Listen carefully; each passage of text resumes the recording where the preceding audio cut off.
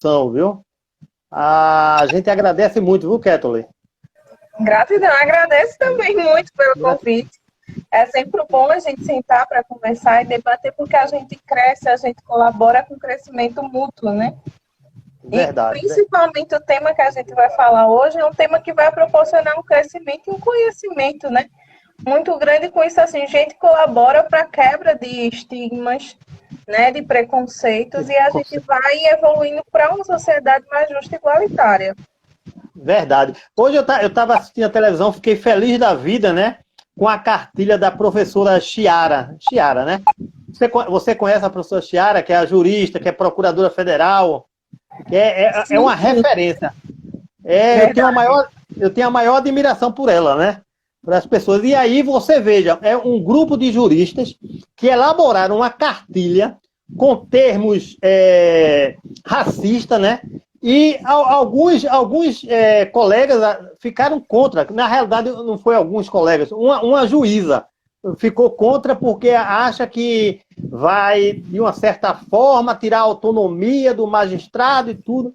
Meu Deus, eu fico olhando assim, como é que pode uma pessoa da qualidade, uma pessoa juíza que está ali para fazer, dar parecer, né, favorável ou não, e ainda com essa mentalidade, século XXI, com uma mentalidade racista, né? Porque exatamente, você vê que a autonomia é baseada na violência contra uma determinada população. Né? Será que isso é realmente autonomia a partir do momento que traz um prejuízo para o outro grupo, para outra pessoa? É isso que a gente precisa discutir e repensar também, né? E a gente vê que veio a partir de uma juíza que é uma pessoa que tem uma decisão, tem uma decisão mesmo, tem um poder de decisão, né? Que está aí na construção e aplicação das nossas leis. E é essa representação que a gente quer realmente. A gente tem que discutir e repensar isso. É verdade. E aí, Kétia, vê só, na realidade, esse espaço aí que nós temos, como eu te falei, é um espaço que a gente... É um grupo de saúde da mente que faz parte do NASF, né? Núcleo de Apoio à Saúde da Família, que trabalha apoiando a atenção básica, né? Algumas unidades de saúde, que no caso da gente específico é Chão de Estrelas, que a gente apoia. Em razão da pandemia, né? Da Covid-19, a gente trouxe esse projeto para ser um projeto online. E está dando certo. A gente está convidando alguns profissionais, né? E está dando muito certo. E aí, veja bem, além de ficar gravado a fala dos profissionais, da discussão que a gente coloca no YouTube, a gente tem um canal lá no YouTube, e tem também pelo Facebook, um Grupo Saúde da Mente. E a gente deixa disponibilizado, além de estar lá no IGTV, né, nosso, disponibilizado para que aquelas pessoas que queiram conferir algumas temáticas, alguma discussão, ele vai lá e discute. E aí vamos fazer assim, você se apresenta, né, e a gente vê a dinâmica da fala. Pode ser assim, Kettle? Pode ser sim, pode ser. Ô, Kettle, aí eu também, eu fiquei... Eu posso fazer uma pergunta? Sim. Aí, a tua origem do teu nome, Kettle, por que essa origem? Então, vamos lá. Meu nome é Kettle Silva, né? O Kettle é porque minha mãe ela é cinéfila.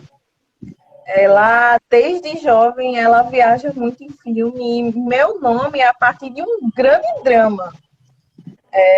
Que aí ela assistiu baseado numa obra de Sidney Sheldon, que até hoje eu não encontrei o livro, ou seja, já é um outro drama na minha vida, né?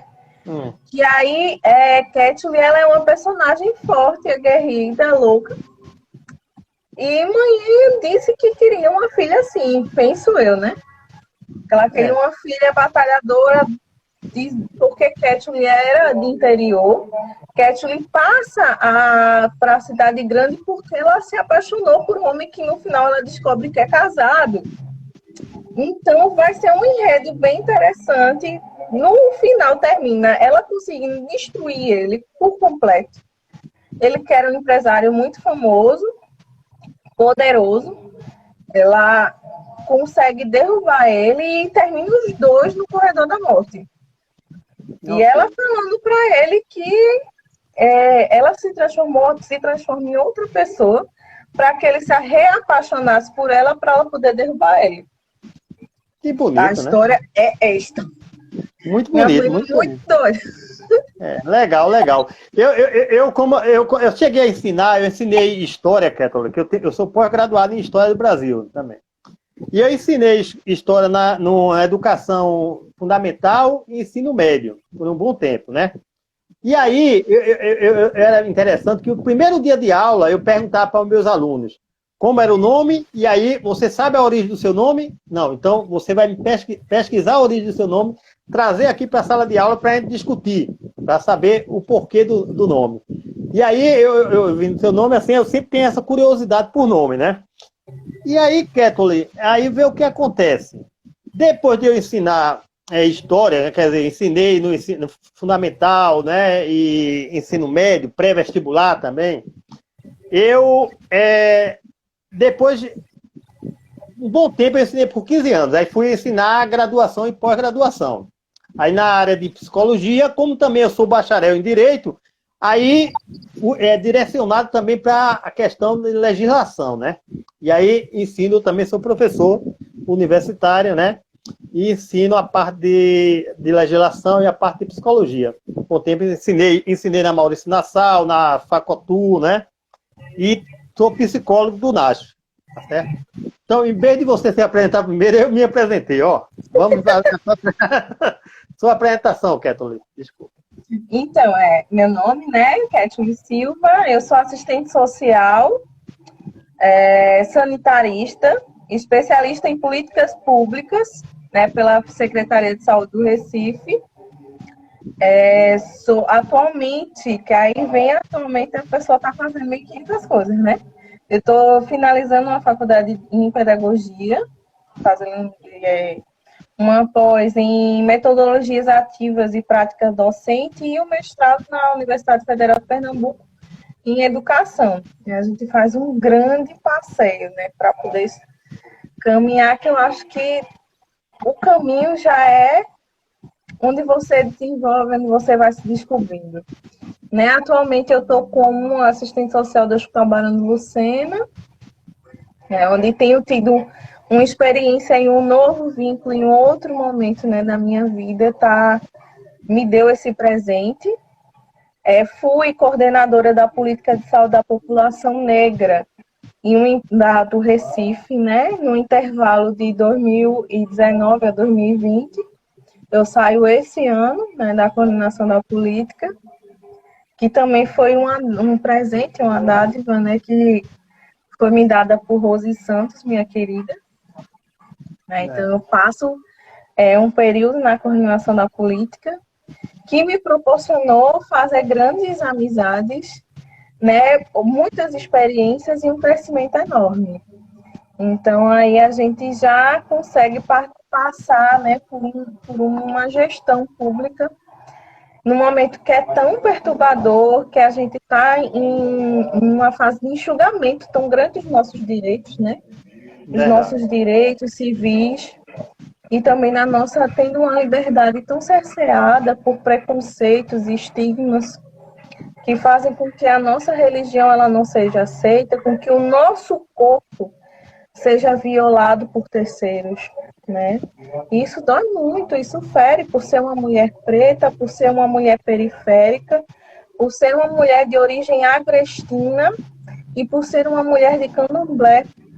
Então, a gente vai passando por tanta coisa ao longo da nossa vida, que, principalmente nesse período que a gente está, além da derrocada de direitos que eu já falei, a gente tem um avanço do conservadorismo, né? A gente vai ter um avanço da política da moral e dos bons costumes, que vai fazendo com que a gente tente calar nossa voz, que vai fazendo com que a gente se perca dos nossos, né? Porque esse período de pandemia fez com que a gente se perdesse de muitos dos nossos queridos, né? Que a gente não consegue mais ver, que a gente não consegue abraçar, que a gente não consegue estar perto fisicamente. Isso vai trazer um prejuízo muito grande para a nossa saúde mental. Então, ser uma mulher preta nesse período periférica candomblessista É uma coisa muito louca, muito adoecedora, e ter passado pela coordenação e hoje estar no HBL e ser mestranda é resistência, É resistência, é né? verdade. É isso. É Mas aí a resistência, gente, eu acho que eu me apresentei até um pouquinho demais, né? né? Mas foi Então eu ótimo. vou passar a bola para você. Ótimo, ótimo.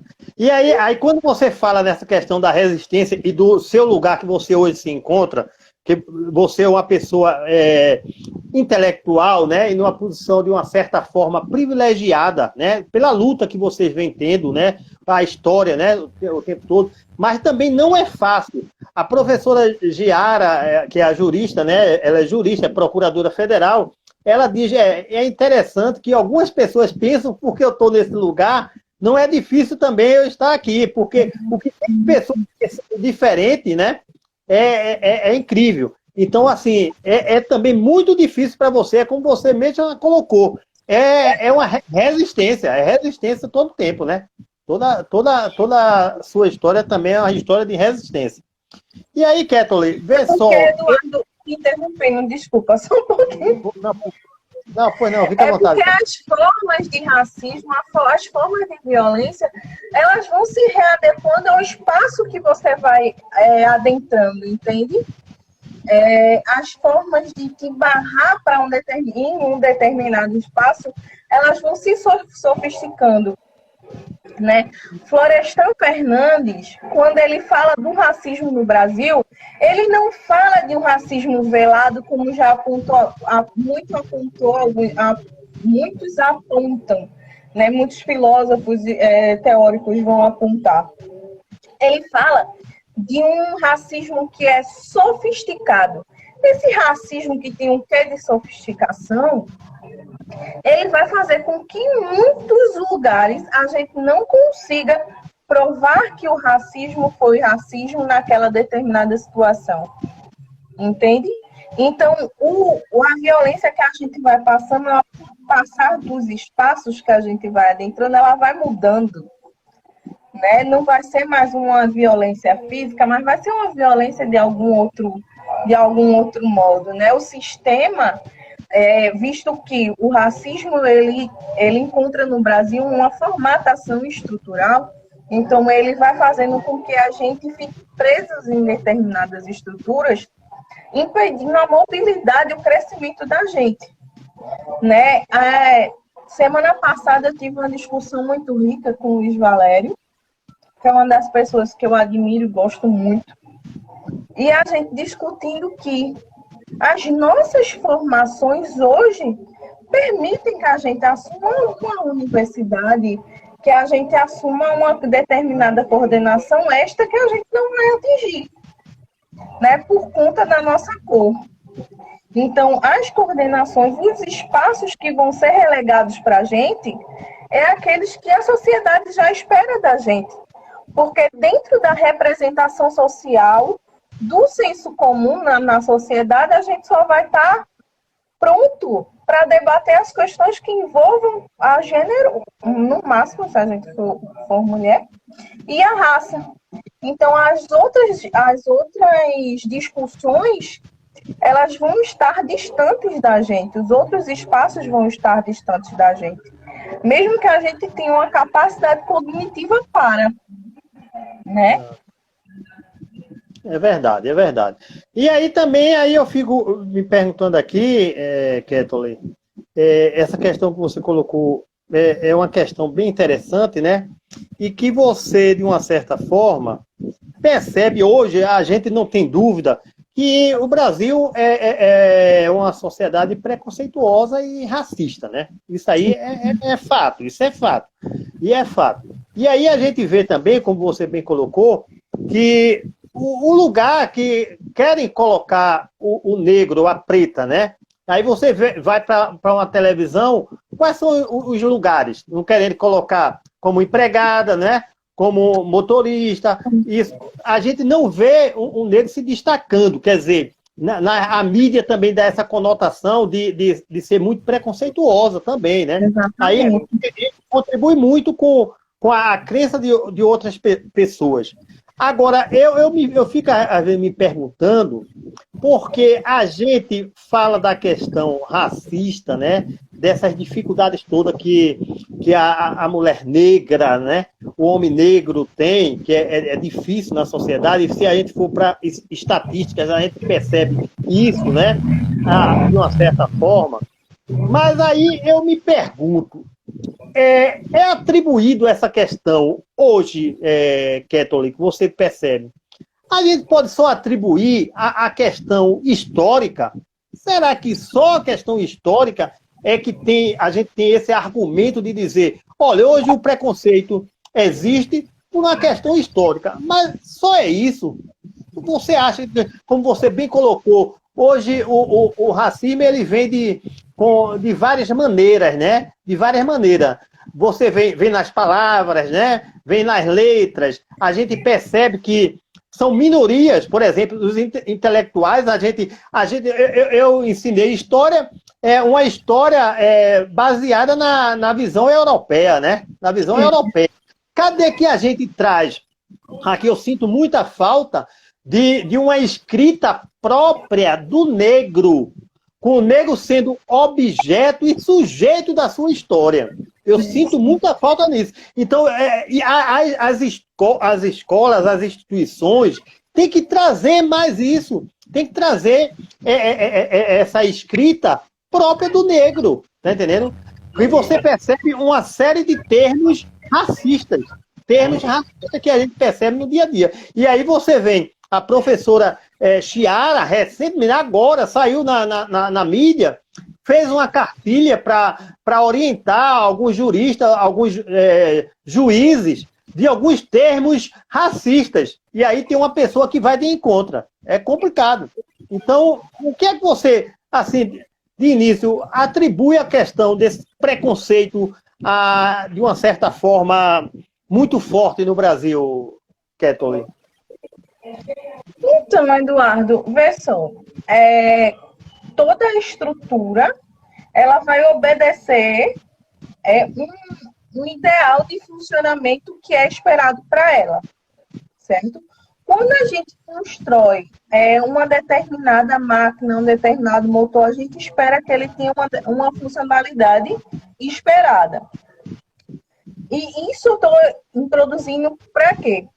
A gente vive dentro de um modelo de sociedade, que é o modelo do capitalismo, e esse modelo de capital, ele espera que haja os explorados e os exploradores. Não é isso? A sociedade ela vai ser dividida, infelizmente, nesse modelo. Então, é preciso existir a desigualdade, para que a camada superior ela permaneça no superior sem mobilidade social. Para que eu não perca o meu posto aqui em cima, precisa existir toda uma estrutura que vai ser no formato de pirâmide, para que essa estrutura ela sustente o meu modelo de vida.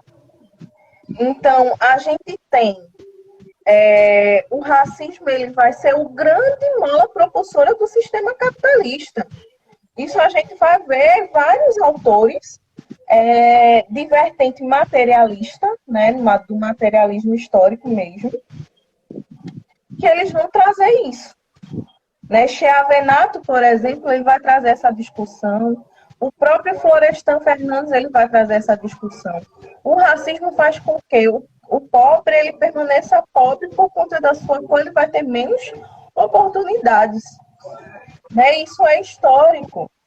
A gente sai do período de escravização e sem acesso à educação ainda.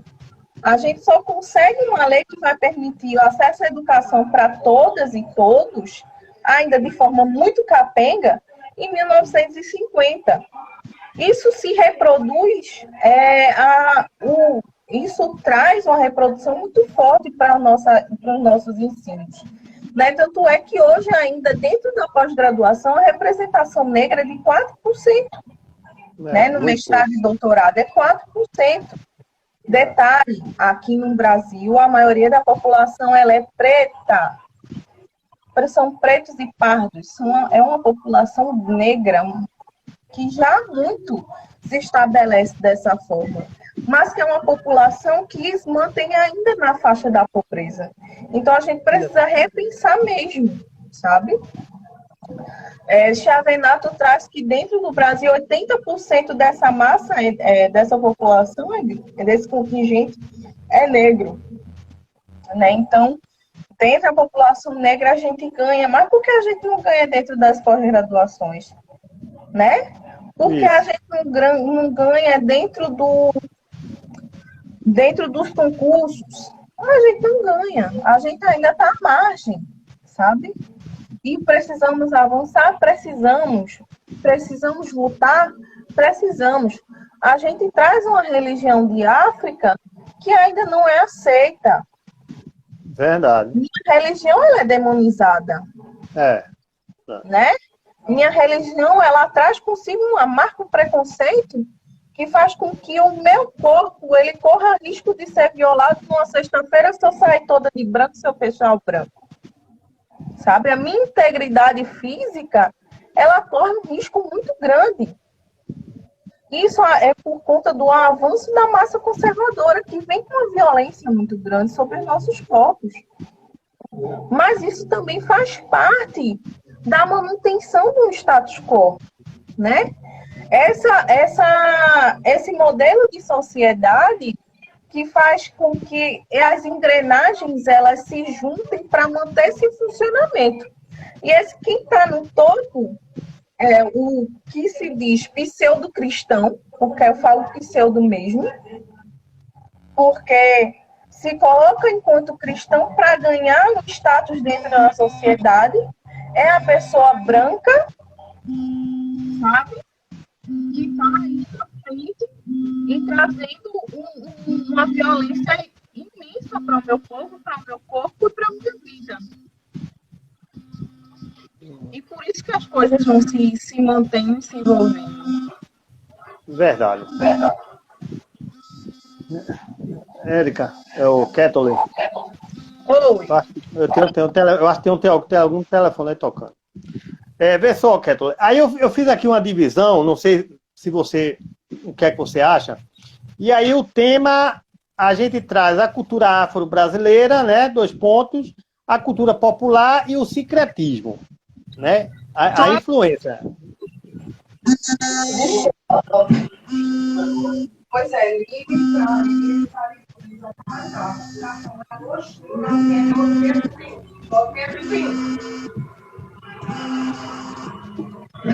voltei, desculpa. Emergência doméstica. Kettler, fique à vontade. E assim, o tema é a influência da cultura afro-brasileira, a cultura popular e o sincretismo.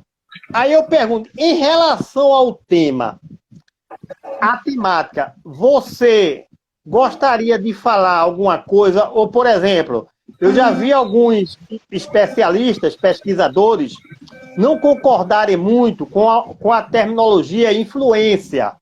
Eles acham melhor contribuição.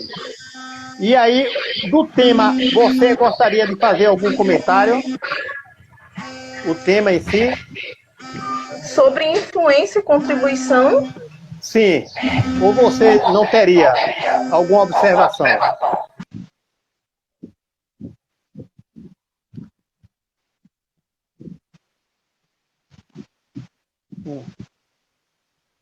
Primeiras bases para a construção do nosso ideal de sociedade. Né? Eu acho que influência seria minimizar a potência preta e a potência indígena no nosso país. Ok. Não é isso?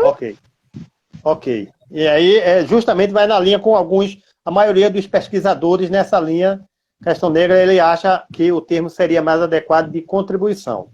E aí, Kettler, eu coloquei aqui como, na realidade, 3 módulos. Um módulo é a cultura popular, para que você fale um pouco. Depois, o sincretismo. E o terceiro módulo aqui, a gente abre um espaço para algumas perguntas. Pode ser assim? Sim. Pronto. E aí, você vai falar um pouco aí da questão dessa cultura popular, né? Africana, né? Aqui para o nosso povo, né? E aí você vai trazer algumas contribuições de uma forma crítica, né? A questão, por exemplo, da capoeira, que era tão marginalizada, perseguida, né? E hoje, de uma certa forma, a capoeira é oficializada, é reconhecida, dá importância, trabalhando até na questão da saúde mental, né? E aí vem o coco de roda, o cateretê, né? Algumas comidas, né? O acarajé, né? O vatapá, etc. E tal. A feijoada, como é? A feijão preto, né? O feijão preto, né? Que é muito característico do negro. Aí fala um pouco aí dessa cultura popular. E você, como educadora, eu me vejo assim, a responsabilidade é muito grande, né? Porque hoje a gente vê muito pouco a questão da cultura afro, né? Dentro das escolas, e escrita pelos os historiadores, os pesquisadores negros, né? Como eu te falei, o sujeito e objetivo, né, da sua história, né? A gente vê mais uma história importada, né? De uma certa forma, na linguagem europeia, né? Aí fala um pouco aí dessa questão aí, Ketoli, por gentileza. Então, falar de cultura, né? Falar de cultura é falar de forma da gente se manter são, da gente se manter vivo e da gente tentar manter minimamente a cultura dos nossos ancestrais. A gente manter os nossos ancestrais próximos a gente. A gente valorizar essa ancestralidade que é tão rica. Né? Então, a gente tem a nossa música, a gente tem os nossos ritos, a gente tem a nossa forma de se alimentar, nossa forma de ver família, que é uma forma peculiar. Né? A gente não traz conosco esse aspecto da família nuclear, né? Essa família que é apenas o pai, a mãe e os filhos. Né? Então, a família para a gente ela vai ser muito mais que isso. A família vai ser quem acolhe a gente, vai ser quem está com a gente em todos os momentos. Então, vai ser aquela família que eu vou encontrar no Ilê, vai ser aquela família que vai me acolher, que vai me escutar, que vai me ajudar a me desenvolver espiritualmente. Né? Isso espiritualmente, afetivamente. Né? Então, família é suporte, família é quem eu escolho para viver comigo.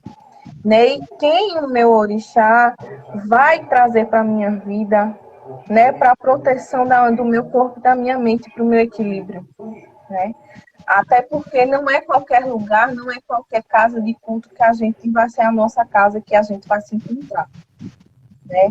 Na mesma forma que nos quilombos a gente se encontrava e a gente formava uma grande família, os ilês e os terreiros hoje seguem a mesma linha de família, né? De irmã, da questão da sabedoria do mais velho, da responsabilidade que é dada por cada parte, por cada membro. Né? Isso é muito interessante. Então, o nosso conceito de família vai ser diferente.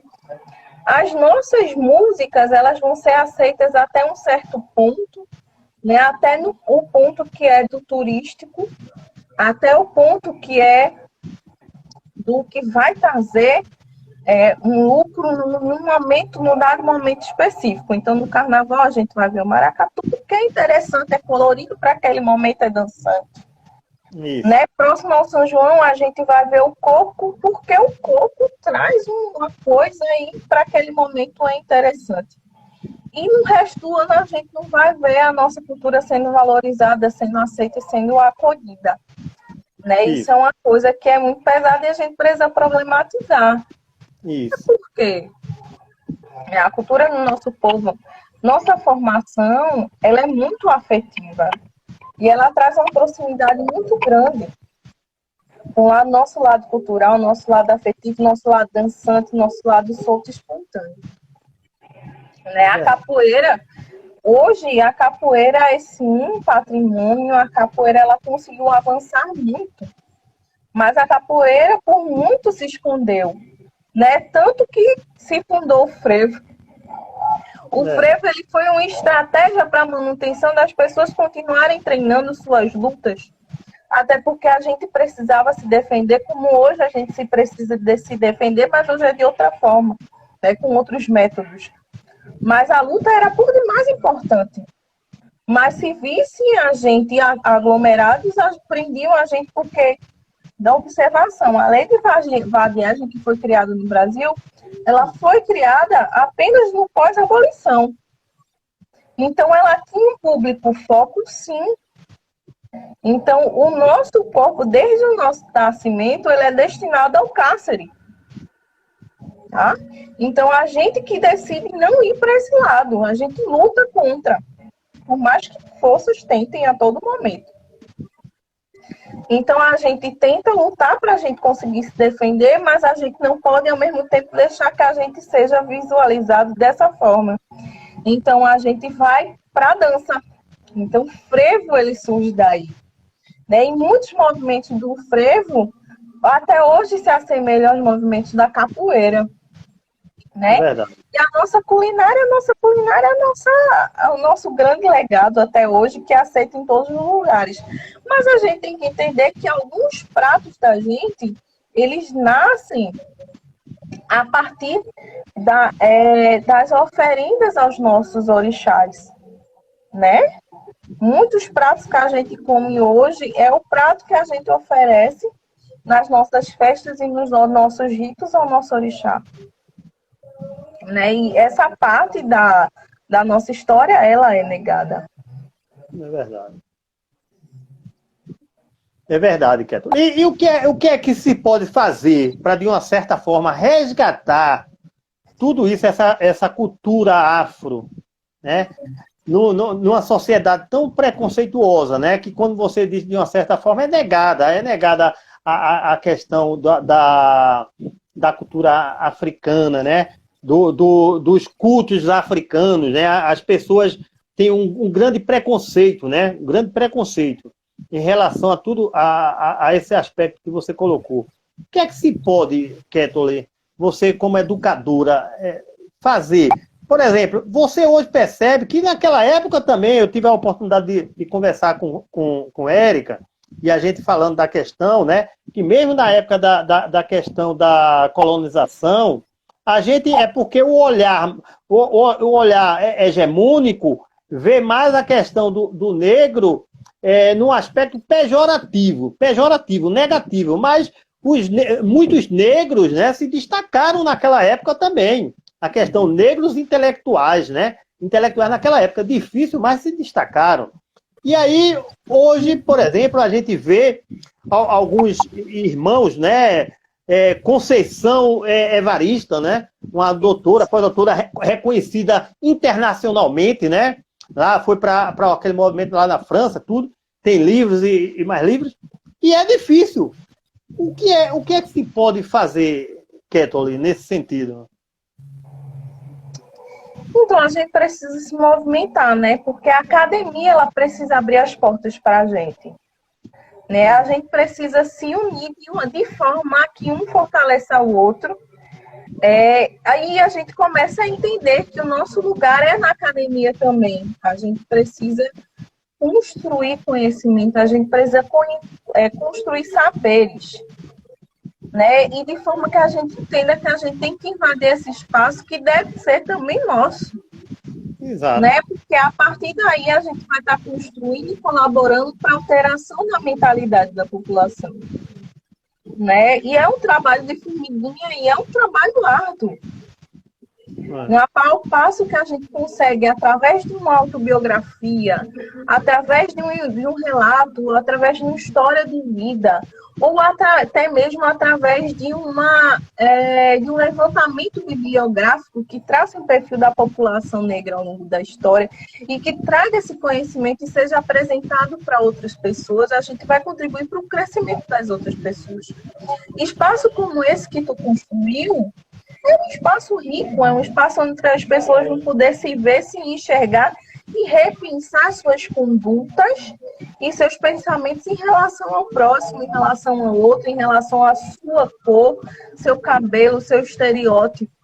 Até porque, a gente tem uma visão muito louca, porque a gente não nasce negro. A gente não nasce se reconhecendo como negro, até porque ser negro nem sempre é uma coisa bem vista. Eu, por muitos momentos na minha vida, eu dizia, não, eu sou feito o que a minha avó dizia. Eu sou moreninha, cor de jambo, tá de boa. Eu sei que eu não sou branca mesmo, mas, poxa, falar preta é bem pesado. Até porque eu queria ser aceita no meu grupo de amigos. Né? Então, a gente, desde muito nova, alisava o cabelo. E dessa forma, era uma forma de me encaixar naquele grupo social que eu queria me encaixar, né? O grupo escolar é a nossa segunda socialização, né? Verdade. É porque a primária é dentro da nossa casa. Dentro da nossa casa, a gente não vai sofrer muita coisa, não. Quando a gente vai para a escola, é que a gente vai ver o rojão, a gente vai, em muitos casos, né, querer tomar um banho de água sanitária algumas vezes para ver se a gente embranquece, porque a propaganda dizia que a gente ia embranquecer de alguma forma, né, ia clarear, né, e só que isso não aconteceu. Que bom que isso não aconteceu. Que bom. Né, mas aí a gente vai se construir como muito incapaz, a gente vai pensar que a gente não tem força mesmo política. Então, até meu gosto musical na adolescência ela não é voltado para as minhas origens, né? Meu gosto musical ele vai ser altamente estadunidense, né? E isso é um problema muito. Então, eu acabei de ver um comentário aqui, muito difícil acompanhar comentário, mas eu até gostei. Até a adolescência eu achava que eu era branca, mulher. É assim mesmo. A gente vai se constituir enquanto negro, é um segundo parto, mas é um parto que dói, mas te liberta de muita coisa. Me reconhecer enquanto preta foi de pé descalço numa companhia de dança, né? Eu tive a oportunidade de dançar na adolescência. Eu dançava na companhia de dança Pernambuco. É uma companhia de dança que existe até hoje. Maravilhosa, eu amo todos os meninos, inclusive. E foi lá que eu me descobri enquanto negra e foi lá que eu descobri que meu corpo é político. Porque um preto está em um espaço que é predominantemente de brancos. Minha gente, isso é revolução. Então, por isso, sim, a gente tem que entender que a gente tem que estar na academia para a gente poder mudar alguma coisa. A gente tem que aprender que a gente tem que ocupar a mídia para a gente mudar alguma coisa. A gente tem que aprender que tá faltando ator preta, bora simbora, eu vou encarar essa, sabe? E apoiar os sonhos dos nossos. Isso é uma das coisas mais importantes possíveis para a gente mudar essa mentalidade, essa estrutura. É verdade. E o segundo módulo aqui, Kathleen, é em relação ao sincretismo, né? Que você, de uma certa forma, já falou de algum aspecto aí. É difícil você hoje, as pessoas olham de forma negativa, né? Por não ter o conhecimento, né? Do candomblé. O candomblé é a religião, vamos dizer assim, é a religião da etnia negra, é o candomblé. O que difere candomblé de umbanda? Então, o candomblé, ele é uma religião que nos liga à natureza. É uma religião que nos liga aos nossos ancestrais. Uma religião que nos liga a gente, ao nosso entendimento como um todo. Sabe? A gente participa do todo e a gente é o todo. Isso é muito mágico, sabe? E aqui, quando a gente vem para o Brasil, os nossos cultos, eles vão ser tolhidos, né? O nosso tambor, ele vai ser silenciado. Isso. Então, como forma de manutenção dessa fé, alguns, por bem, acharam, já que havia obrigatoriedade da Igreja Católica, buscar nos santos católicos a associação, materialização dos nossos orixás. Né? Então, por isso que muitos ainda vão ver Iemanjá branquinha. Iemanjá não é branquinha, gente, pelo amor de Deus. Mas foi uma forma encontrada para sobrevivência naquele momento. Agora é uma coisa que a gente já podia ultrapassar, né? Vamos caminhar para frente, não vamos reviver o passado que não foi muito legal, não. E a Umbanda, ela nasce daí. A Umbanda é uma mistura do ritual indígena, ela pega um pouco, ela vai pegar um pouco do ritual africano e ela pega um pouco dos rituais brasileiros, pega um pouco da ideal do catolicismo. Então ela vai nascer daí.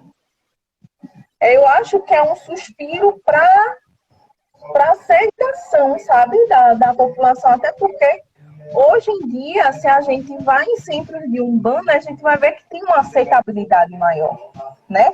Até uma diferença no poder aquisitivo dos frequentantes, entende? Enquanto no Candomblé, ele como tem um culto que é um rito tradicional, a gente vai realmente fazer um resgate, né, de África, e dentro do Candomblé vão existir várias vertentes, tá? Não é uma única unissona. Até porque aqui no nosso Brasil vai ser uma adaptação. A gente não vai ter o culto a todos os orixás que se tem em África. Até porque em África é é um mundo, né? Se a gente for trazer o resgate até do Egito Antigo até aqui, né, a visualização, né, do antigo Kemet, né, que é o Egito Antigo, a gente vai ver mais de 200 orixás diferentes, se a gente fazer esse levantamento até então. Né, a gente aqui no Brasil, a gente não consegue, de forma nenhuma, fazer esse resgate, mas a gente se esforça a manter o idioma, até porque é um culto tradicional. Então, o idioma, ele segue os costumes, a questão hierárquica, do que, ao passo de que se você tem um cabelo branco, você veio antes de mim, então você é maior do que eu sou a pequena. Não é isso? Exatamente. Pô, Keto, e aí, dentro desse secretismo, a gente gostaria que você falasse um pouco das Irmandades dos Homens Pretos, né? O que representou, o que representa. Por exemplo, a igreja hoje, como você falou, a gente percebe, eu particularmente, eu não vejo. Por exemplo, lá Olinda tem uma Irmandade dos Pretos, Igaraçu tem, Recife tem. Mas quem frequenta essa igreja? Qual é a importância das Irmandades dos Homens Pretos?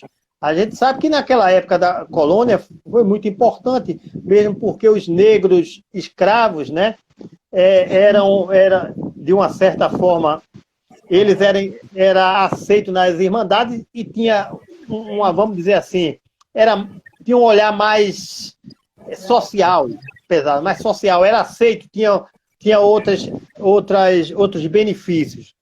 E aí você vê, hoje os negros participam, frequentam as igrejas dos pretos, ou você vê que são os brancos que participam? Como é que você percebe isso? Então, Eduardo, vê só, antes de continuar, eu só queria abrir um parênteses rápido.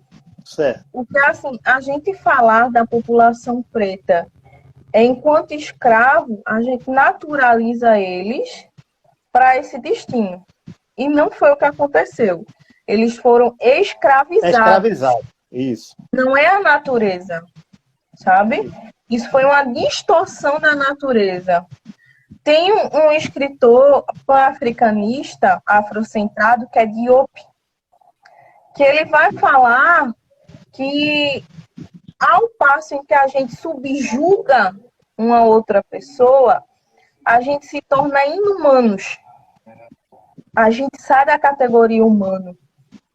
Então, algo que estavam querendo fazer com a população preta foram eles que se tornaram. Eles deixaram de ser humanos a partir do momento que eles subjugaram o irmão, né? E pronto, aí eu consigo prosseguir agora, né? Ok. Então, a construção de igrejas específicas para a população negra é uma forma, eu acho, não de acoplar, não de juntar, ao contrário, de você ficar aí e o resto é meu.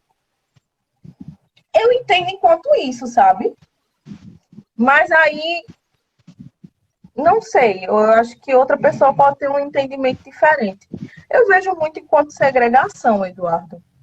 Certo. Infelizmente. É uma forma de você ficar aí, porque aí eu não quero, aí eu não me cabe, eu vou para outro lugar. Certo. Entendo, entendo.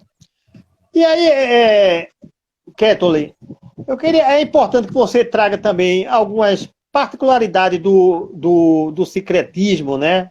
Da Umbanda, por exemplo, de algumas representações, né? De alguns, por exemplo, significado da questão do sal, né? Da questão da cruz, né? De ser a cruz do negro, ela é ficante, né? Ficante, né? E aí tem alguns significados diferentes do catolicismo, né? Que você pudesse trazer aqui para a gente alguns aspectos nesse sentido. Então, o sal, ele é utilizado para limpeza, né? Até porque, energeticamente, ele traz tudo para nível zero. O sal, o efeito do sal, né? Energeticamente. Né? Então, o sal ele vai ser utilizado para a limpeza do corpo, ele vai ser utilizado para a limpeza do ambiente, se deixar em determinado lugar, né, da casa. Ele vai neutralizar tudo a zero, aquela energia. E a questão da cruz tem sim, tem a cruz que ela é de origem quemética, né, que é uma cruz que ela vai simbolizar a vida, porque o culto ao orixá é o culto à vida, né? Então, ela vai ser ao nascimento, à fertilidade, né? Então, ao novo ciclo. Então, a cruz, por isso ela vai ter um formatinho diferente. Enquanto a cruz católica e cristã, ela vai ser um culto à morte, porque é a partir da morte de Cristo que se tem a vida no culto cristão, né? Então, essa é a diferença. O orixá é o culto à vida, né? É a vida, isso nossa, a vida de uma planta, a vida que há na natureza. Ok, Kathleen. Kathleen, o terceiro módulo é, como eu te falei, a gente vai abrir um pouco, que a gente está com falta 10 minutos. De fazer algumas perguntas pertinentes ao que você colocou. Aí, de forma bem objetiva. Pode ser, Kathleen? Pode. Pronto, aí assim, a primeira pergunta seria aqui, os movimentos culturais, a sua importância na história de luta, como é que você vê hoje os movimentos culturais? Por exemplo, a gente viu aquele homicídio, né? Toda a sociedade viu, horrível, muita crueldade com o irmão negro lá no supermercado Carrefour. Isso. E aí a gente viu os movimentos em todos os estados em pró do irmão negro, né? Ou do irmão preto. Agora, eu pergunto a você, a gente viu na realidade mais os movimentos populares, né? Agora, os movimentos culturais, até então a OAB se pronunciou, repudiou, mas qual seria a importância desses movimentos para a questão do movimento de luta dos irmãos pretos? Eu acho assim, porque eu vejo o movimento cultural como um movimento formador, construtor de personalidade, né, formativo mesmo, ao passo de que eu me formei enquanto preta no movimento cultural. Né, como eu disse, eu me formei com o pé descalço e tentando fazer uma borboleta. direitinha. É. Então foi ao passo que eu, com os meus irmãos de cor, que se tornam meus irmãos de vida, que eu aprendi o que é ser preta, o que eu aprendi que eu sou bonita e que eu aprendi que o sistema ele é racista sim e que eu não preciso abaixar a cabeça para ele. E muitos outros amigos encontraram na música, encontraram na dança uma profissão. Eles saíram da situação de marginalidade, sabe? Deu uma perspectiva. O movimento cultural é isso. Ele dá uma nova perspectiva, ele dá uma nova visão da vida. Né? E a gente vai se construindo, reconstruindo junto. Sabe? Essa é a importância. Ok. A outra pergunta, Kétole, é mais assim... O professor Eduardo de Assis Duarte, ele é professor da universidade, me parece que eu acredito que é do Rio de Janeiro. E ele é de literatura afro-brasileira. E ele falou, ou ele fala, que Machado de Assis, ele nunca combateu a escravidão. O que é que você acha dessa assertiva? Você concorda ou discorda? Então, eu, durante muito tempo da minha vida, eu fui viciada na literatura dele. E depois de muito que eu descobri a cor dele, né? Isso é algo muito preocupante. Né? Machado de Assis, ele pertencia à elite literária. Né? Ele ganhou cadeira de literatura. Esqueci agora o nome. E em momento algum, ou algum ponto, algum escrito dele, eu conseguia ele se identificar e se reconhecer enquanto negro. Né? Eu acho que os espaços que a gente consegue galgar são espaços que a gente precisa reafirmar a nossa cor, que a gente precisa reafirmar a nossa raça, porque a gente termina virando referência para as outras pessoas, sabe?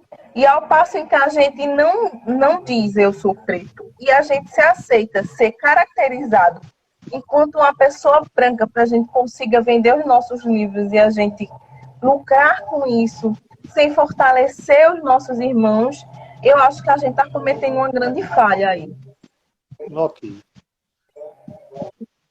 Kétole, eu assim agradeço, eu queria que você fizesse as considerações, né?